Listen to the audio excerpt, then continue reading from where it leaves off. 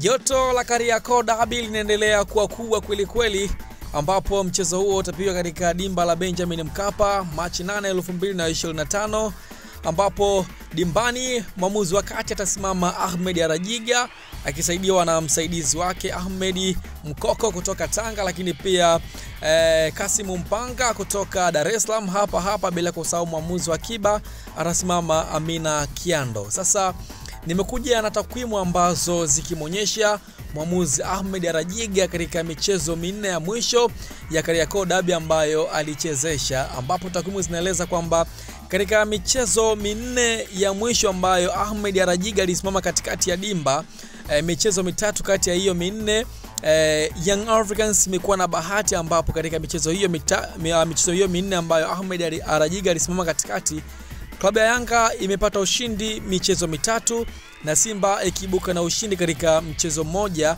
katika michezo minne ambayo Arajiga alisimama katikati, ambapo mchezo wa kwanza Yanga alishinda mabao 2-1 dhidi ya Simba, ambapo mchezo ulipigwa tarehe 20 mwezi wa 4 2024, ulikuwa mchezo wa ligi kuu soka Tanzania bara. Lakini mchezo mwingine Yanga alishinda mabao 5-1, ambapo mchezo ulipigwa tarehe 5 mwezi wa 11 2023, ambapo ulikuwa ni mchezo wa ligi kuu soka Tanzania bara. Lakini pia mchezo mwingine ni Yanga alishinda bao 1-0, mchezo ambao ulipigwa tarehe 28 mwezi wa 5 2022, mchezo wa nusu finali ya FA, na mchezo ambao Simba alishinda, ambapo Arajiga alisimama katikati ya dimba, ni Simba alishinda bao 1-0, mchezo ambao ulipigwa tarehe 25 mwezi wa 7 2021, ambapo ilikuwa ni finali ya FA.